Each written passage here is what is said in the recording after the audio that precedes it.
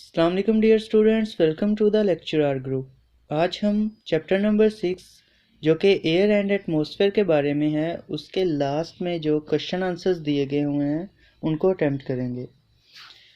मैं आपको हर question explain करके बताऊंगा और उसके साथ साथ उनके आंसर्स भी एक्सप्लेन करूंगा और इमेजेस और एनिमेशन के साथ इलेबोरेट करूंगा ताकि आपके कॉन्सेप्ट जो हैं वो बहुत अच्छे बने।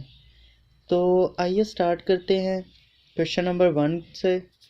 क्वेश्चन नंबर 1 क्या है, उसमें क्या पूछा गया है, why is air consider to be a mixture and not a compound. Question में पूछा गया है कि एयर जो होती है हम उसको मिक्सचर क्यों कंसीडर करते हैं, उसे कंपाउंड क्यों नहीं कंसीडर करते। तो जैसा कि आपने मिक्सचर का प्रॉपर्टीज़ पढ़ी हैं लास्ट चैप्टर में भी और इस चैप्टर में भी, तो आप उनको ज़रा सा जहन में लाएं तो हम इसका आंसर यूँ दे सकते हैं।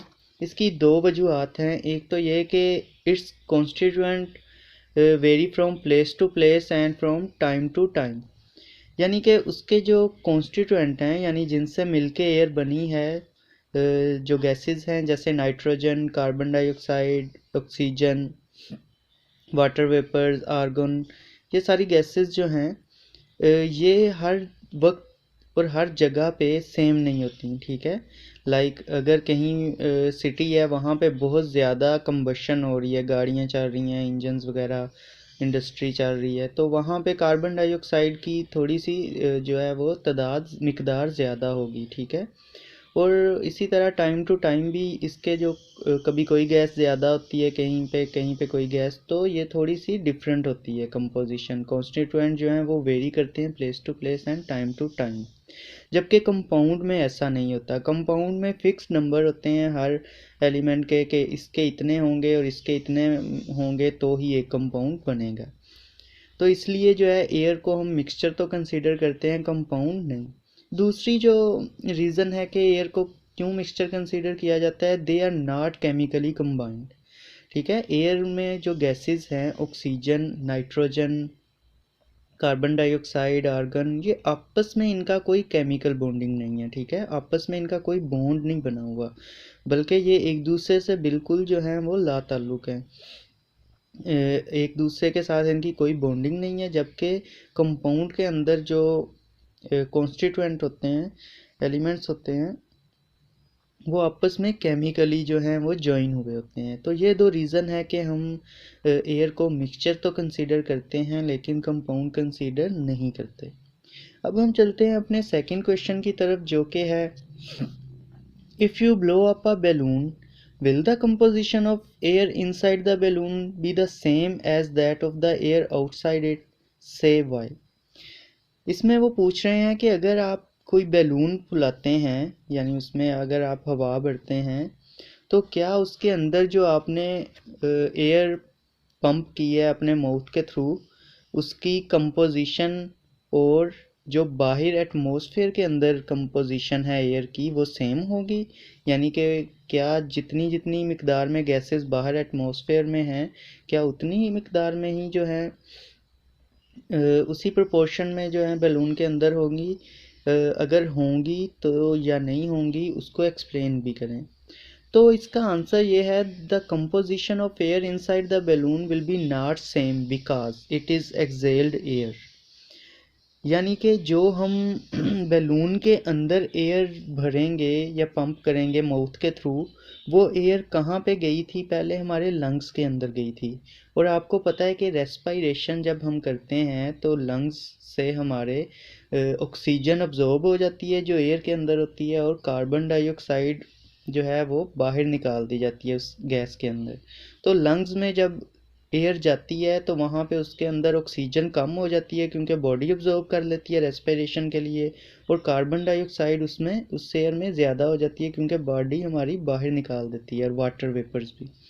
तो जब वो वाटर वेपर्स और कार्बन डाइऑक्साइड उसमें ज़्यादा हो जाती है वो हम पंप कर देते हैं बैलून के अंदर जब उसको फुलाते हैं। तो इसलिए सेम नहीं होगी। जो बैलून के अंदर एयर है उसमें वाटर वेपर्स भी ज़्यादा हैं, कार्बन डाइऑक्साइड भी ज़्यादा है और ऑक्सीजन कम है। मज़ीद इसका आंसर आगे हम ऐसे एक्सप्लेन करेंगे। So that's why it contain less oxygen, क्योंकि हमारी बॉडी ऑब्जॉर्व कर लेती है ऑक्सीजन लंग्स से, and more carbon dioxide and water vapour, क्योंकि हमारी बॉडी कार्बन डाइऑक्साइड और वाटर वेपर लंग्स में भेज देती है देन द आउटसाइड एयर। ये हो गया इसका फर्स्ट पॉइंट। अब सेकंड पॉइंट क्या है कि it will also contain less dust impurities because it is filtered when we breathe. आपको पता है कि हमारा जो नाक है, नोज़, उसके अंदर बाल होते हैं और इसी तरह म्यूकस। तो ये क्या करते हैं, बेसिकली ये एयर के अंदर जो डस्ट पार्टिकल्स होते हैं उनको जो है फ़िल्टर कर देते हैं ताकि वो हमारे लंग्स में ना जाएं, वरना लंग्स में तो हमारे मिट्टी का ढेर इकट्ठा हो जाएगा। जैसे आप किसी चीज़ को पड़ा रहने देते हो, उसे सफाई नहीं करते, डस्टिंग नहीं करते, तो कितनी उस पर डस्ट होती है। तो लंग्स तो डेली इतनी ज़्यादा एयर अंदर लेके जाते हैं, तो वो फिल्टर होती है ये। तो जो हम एयर बैलून के अंदर डालेंगे वो वाली भी जो है होगी वो फिल्टर्ड होगी, उसमें इम्प्योरिटीज़ नहीं होंगी, उसमें डस्ट पार्टिकल्स इतने ज़्यादा नहीं होंगे। तो ये था हमारे क्वेश्चन नंबर 2 का आंसर। आई होप सो आपको समझ आ गया होगा। अब हम चलते हैं क्वेश्चन नंबर 3 की जानिब। जी, तो क्वेश्चन नंबर 3 में वो पूछते हैं कि some fish tanks have air pumps fitted to them, why do you think this is so. इसमें पूछ रहे हैं बेसिकली कि जो फ़िश टैंक्स होते हैं उनके साथ एयर पंप्स लगाए जाते हैं, ठीक है। तो वो क्यों लगाए जाते हैं, उसका आपके दिमाग में क्या रीज़न है। तो आपने देखा होगा कि एयर पंप जहाँ पे भी फ़िश टैंक्स होते हैं उनके किसी ना किसी जगह से बहुत ज़्यादा बबल्स बन के ऊपर को आ रहे होते हैं। आपने ज़रूर गौर करना है अगर नहीं किया तो, कि किसी ना किसी कोने पे या कहीं दरमियान में एयर बबल्स आप देखेंगे कि बहुत ज़्यादा बन बन के ऊपर को आ रहे होते हैं। वो बेसिकली क्या है कि वहाँ पे एक एयर पंप लगा होता है। वो क्या करता है, बाहर से एयर लेके उसको अंदर पानी के अंदर पंप करता है, तो वो पानी के अंदर बबल्स बन के ऊपर को निकलती है, ठीक है। ये ऐसा क्यों किया जाता है, ये इसलिए किया जाता है कि जो समंदर है, फिशेस तो समंदर में रहती हैं और दरिया में, वहाँ पे जो पानी होता है वो, चूँकि वहाँ प्लांट्स भी होते हैं, तो वो ऑक्सीजन जो है पानी के अंदर ऐड करते रहते हैं। लेकिन जो आपने फ़िश टैंक लिया है वहाँ पे तो आप देखते हैं कि सॉइल ही नहीं है, सॉइल भी नहीं है और वहाँ पे प्लांट्स भी नहीं होते फ़िश टैंक्स में। वो आर्टिफिशियली होते हैं मोस्टली प्लांट। तो वहाँ पे जो है ऑक्सीजन नहीं होती पानी के अंदर। मछली ने तो ऑक्सीजन लेनी है ना पानी के अंदर से, तो पानी के अंदर अगर ऑक्सीजन नहीं होगी तो मछलियाँ मर जाएंगी। इस वजह से वो पंप्स लगाए जाते हैं ताकि वो एयर अंदर पानी के जो है वो पंप करते रहें और पानी के अंदर ऑक्सीजन जो है वो घूमती रहे और फिश उससे ब्रीद कर सकें। तो इसका आंसर मैंने यूँ लिखा है, बहुत छोटे छोटे पॉइंट्स में आंसर दिया है, आपने ज़रूर इनको याद कर लेना है और बहुत छोटे हैं ये। Air pumps are fitted to many fish tanks to add oxygen to the water, ठीक है। वो बाहर से एयर को जब पंप करते हैं तो बाहर से ऑक्सीजन वाली एयर को अंदर पंप करते हैं। And also keep the water circulating so that it does not become stagnant. और इसके अलावा वो बबल्स क्या करते हैं कि आप देख रहे होंगे जब वो बबल्स निकलते हैं तो पानी भी जो है सर्कुलेट करता है। उससे क्या होता है कि पानी जब घूमता रहता है एक जगह पे खड़ा नहीं होता तो उसमें स्मेल पैदा नहीं होती। आपने देखा होगा बारिशें वगैरह जब होती हैं तो हमारी गलियों में जो पानी ज़्यादा देर खड़ा रहे तो स्मेल पैदा हो जाती है, ठीक है। तो एक तो वो पानी गंदा नहीं होता, उसमें से स्मेल नहीं होती, और दूसरा वो घूमता रहता है और साफ़ रहता है। तो ये था क्वेश्चन नंबर 3 का आंसर। अब चलते हैं हम क्वेश्चन नंबर 4 की तरफ। क्वेश्चन नंबर 4 में वो क्या पूछ रहे हैं कि nitrogen and inactive gas make up about 4/5 of the air by volume.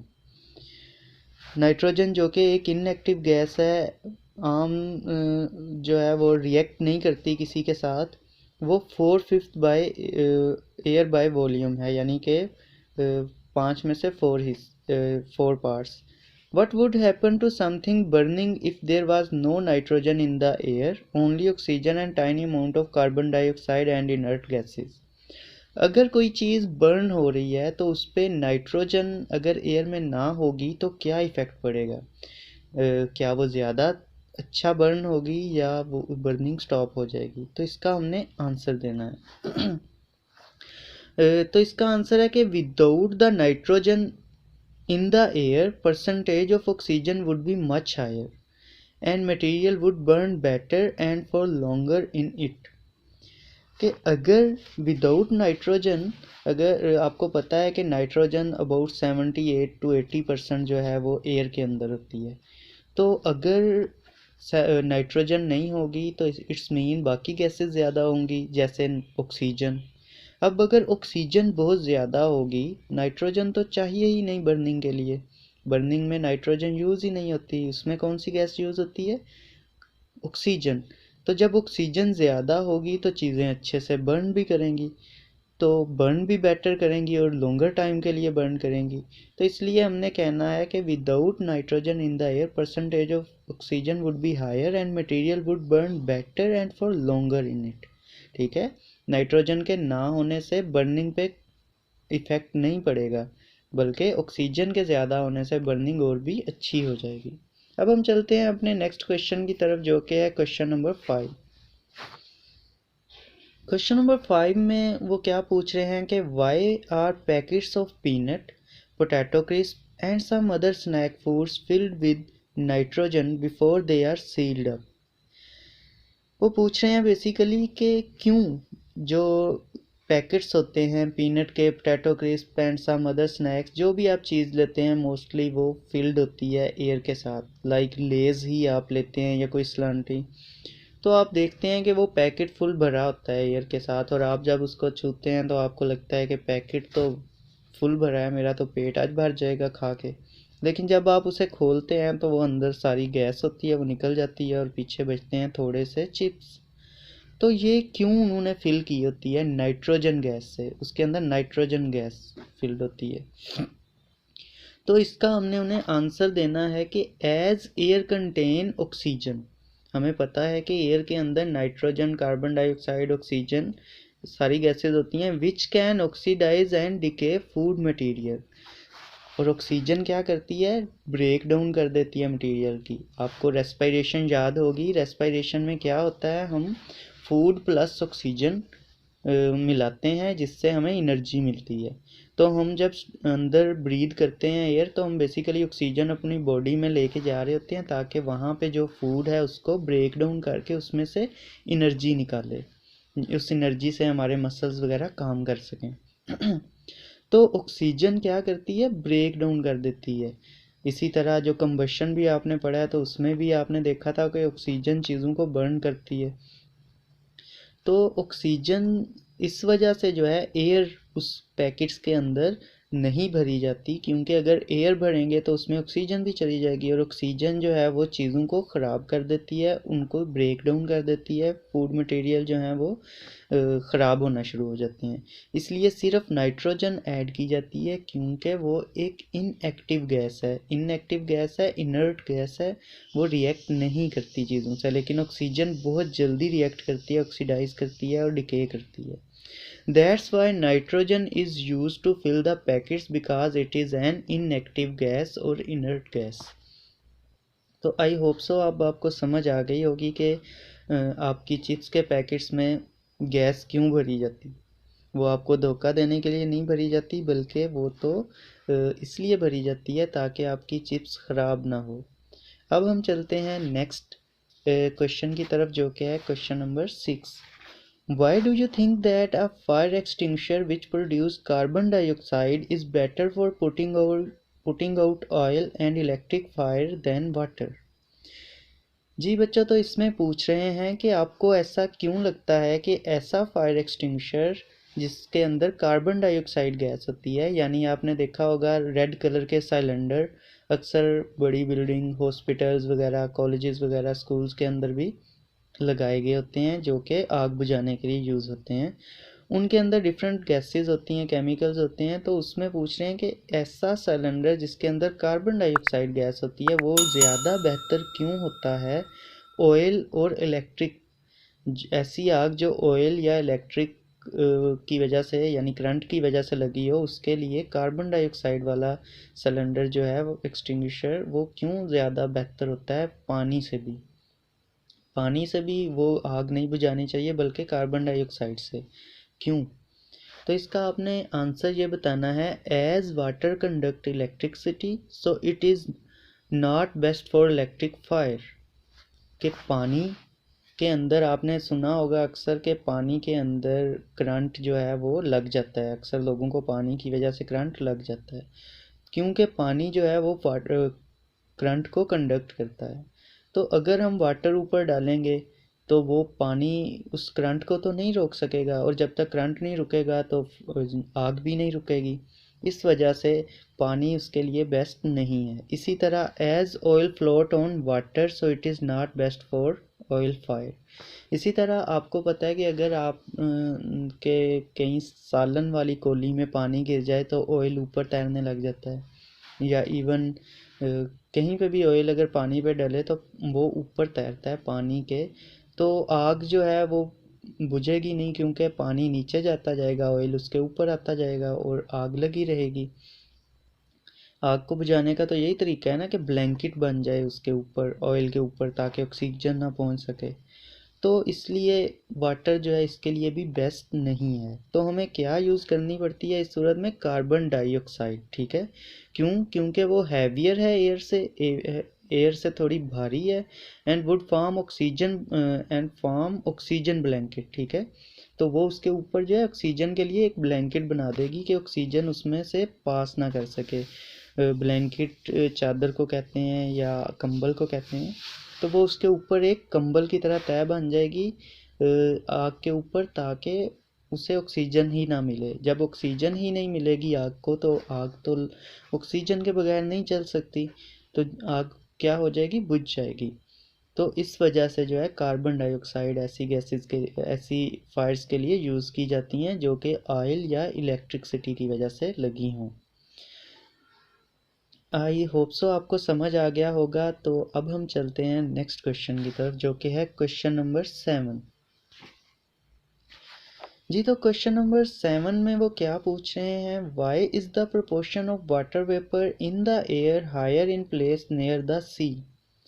क्यों जो वाटर वेपर की कंसंट्रेशन होती है, क्वांटिटी होती है, वो ऐसी जगह पे ज़्यादा होती है जो समंदर के करीब हो? पहला क्वेश्चन। दूसरा है, why is the proportion of carbon dioxide in the air higher in industrial area than in residential area. दूसरे में वो ये पूछ रहे हैं कि क्यों ऐसा एरिया जहाँ पे इंडस्ट्रीज़ लगी हों, फैक्ट्रियाँ बहुत ज़्यादा हों, वहाँ पे कार्बन डाइऑक्साइड ज़्यादा होती है गैस उसकी एयर में, वहाँ जो एयर होती है। लेकिन जो एक रहने वाली जगह है, जैसे कोई शहर हो गया, जहाँ पे कस्बा हो गया, जहाँ लोग रहते हैं, वहाँ की एयर में कार्बन डाइऑक्साइड इतनी ज़्यादा नहीं होती। तो ऐसा क्यों है? तो चलें पहले क्वेश्चन का आंसर पहले देते हैं कि क्यों वाटर वेपर हायर होते हैं नियर द सी।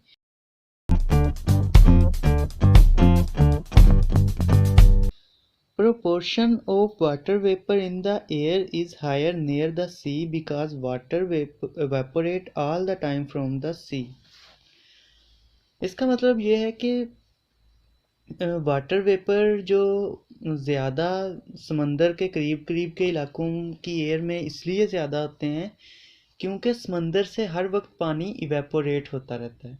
आपको पता है कि आप घर में जब पानी उबालते हैं तो उसके ऊपर फ्यूम सा वाइट सा जो है वो उठते हैं, तो वो क्या होते हैं? वाटर जो हैं वो वेपर बन के, गैस बन के उड़ रहा होता है। तो इसी तरह जब समंदर का पानी पे धूप वगैरह पड़ती है तो वो इवेपोरेट होता है और एयर के अंदर वाटर वेपर बन के, यानी गैस की शक्ल में चला जाता है। तो अब वो वाटर वेपर इसलिए जो समंदर के करीब करीब के इलाके होते हैं उनमें ज़्यादा होता है, वहाँ की एयर में वाटर वेपर जो हैं वो ज़्यादा होते हैं। इसी तरह आपको पता ही है कि जब आपके बारिश होती है तो उस वक्त जो गलियों में पानी खड़ा होता है वो कुछ तो पानी अब्जॉर्ब हो जाता है, मिट्टी सॉइल जो है वो अब्जॉर्ब कर लेती है, बाकी वो भी पानी वेपोरेट हो जाता है।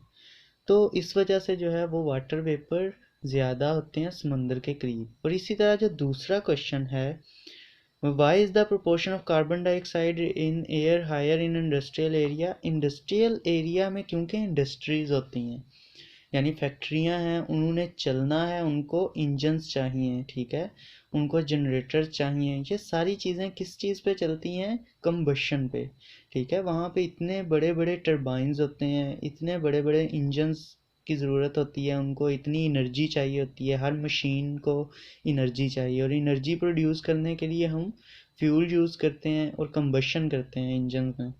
कंबशन में आपको पता है कि ऑक्सीजन यूज़ होकर कार्बन डाइऑक्साइड प्रोड्यूस होती है। तो अब हर फैक्ट्री से धुआं निकलेगा, वहाँ से कार्बन डाइऑक्साइड निकलेगी, क्योंकि एनर्जी हर फैक्ट्री को चाहिए। तो इस वजह से वहाँ की एयर में कार्बन डाइऑक्साइड ज़्यादा होगी, जबकि आम जहाँ लोग रहते हैं, लोग इतनी ज़्यादा कार्बन डाइऑक्साइड प्रोड्यूस नहीं कर पाते रेस्पिरेशन के थ्रू, जितनी वो जो वहाँ पे जो इंडस्ट्रीज़ में, फैक्ट्रीज़ में मशीनें प्रोड्यूस कर देती हैं, क्योंकि उनके अंदर इंजन चल रहे होते हैं कंबशन के थ्रू। इस वजह से वहाँ कार्बन डाइऑक्साइड ज़्यादा होती है। आई होप सो आपको समझ लग गई होगी। अब हम चलते हैं नेक्स्ट क्वेश्चन की तरफ, जो कि है क्वेश्चन नंबर 8। ये सिंपल सा क्वेश्चन है, जस्ट आपने बताने हैं name 3 different processes which result in more carbon dioxide going into the atmosphere. 3 processes के नाम जो जिनके थ्रू कार्बन डाइऑक्साइड एयर में बढ़ रही है। उसमें सबसे पहला तो रेस्पिरेशन आ जाता है। आपको पता है कि जितनी भी लिविंग थिंग हैं ऑलमोस्ट सब के सब ही रेस्पायर करते हैं, और ऐसे रिस्पायर करते हैं कि कार्बन डाइऑक्साइड ही प्रोड्यूस करते हैं, ऑक्सीजन यूज़ करके कार्बन डाइऑक्साइड ही प्रोड्यूस करते हैं। तो इसलिए एक तो ये कार्बन डाइऑक्साइड एयर में ऐड कर रहा है। दूसरे नंबर पे कंबशन आपको पता है कि जितने भी हमारे इंजन्स वगैरह हैं, जितने भी एनर्जी प्रोड्यूस करने के यूनिट्स हैं, उनके अंदर क्या हो रही होती है? कंबशन, फ्यूल्स को बर्न किया जा रहा होता है।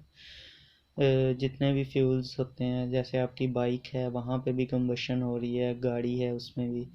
और थर्ड वही बर्निंग में भी, जैसे फॉरेस्ट वगैरह बर्न की जाती हैं, या कोल वगैरह, या इसी तरह खाने पकाने के लिए, तो ये सारी चीज़ें भी बर्निंग में आ जाती हैं। तो ये 3 चीज़ें जो हैं ये कार्बन डाइऑक्साइड प्रोड्यूस करती हैं, ये 3 प्रोसेस जो कि एटमॉस्फेयर में कार्बन डाइऑक्साइड के इंक्रीज़ का बाइस बनते हैं।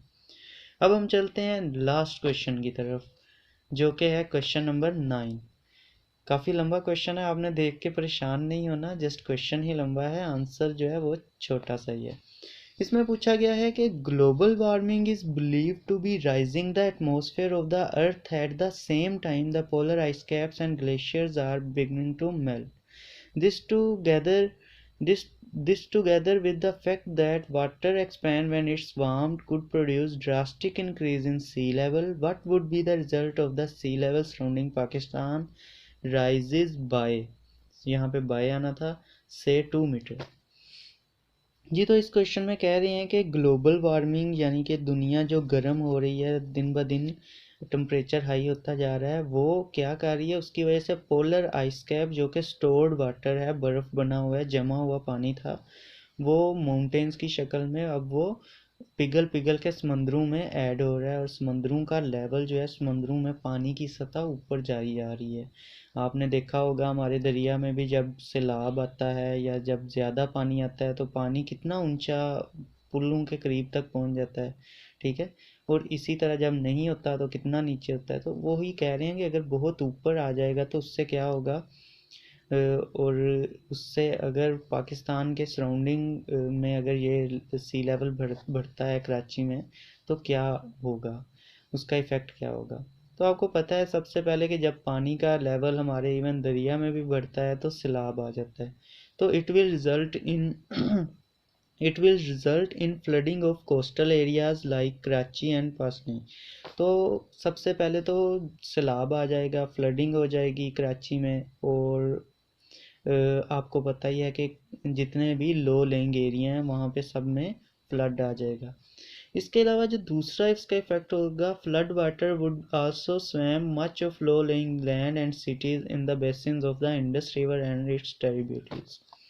आपको पता है पाकिस्तान का सबसे बड़ा दरिया तो इंडस रिवर ही है। तो इंडस रिवर जो है उसके इर्द गिर्द जो फ्लड वाटर है उसकी वजह से स्वैम्प्स बन जाएंगे। स्वैम्प्स क्या होते हैं? ऐसे एरिया जहाँ पे पानी जो है वो आके खड़ा हो जाता है, या जहाँ पे पानी की अंदर जो है वो मड मड सा गारा सा बन जाता है, और मट्टी के अंदर पानी जो बहुत ज़्यादा उसकी तादाद हो जाती है। तो ऐसी जगह जगह पे आपको चीज़ें जो हैं वो दलदली इलाका बना हर जगह नज़र आएगा। आपने दलदल का पता ही होगा। तो इस तरह के जो हैं ख़ासकर ये इंडस रिवर और उसकी ट्रिब्यूटरीज में, यानी कि उसके इर्द गिर्द जो उसकी ब्रांचेज हैं उनमें बहुत ज़्यादा जो है ये स्वैम्प्स बनेंगे। तो ये थी हमारी एक्सरसाइज चैप्टर नंबर 6 की। आई होप सो आपको समझ आ गई होगी। अगर आपको समझ आई है तो वीडियो को लाइक ज़रूर कीजिएगा, कमेंट करके बताइएगा और चैनल को भी सब्सक्राइब कर दीजिएगा।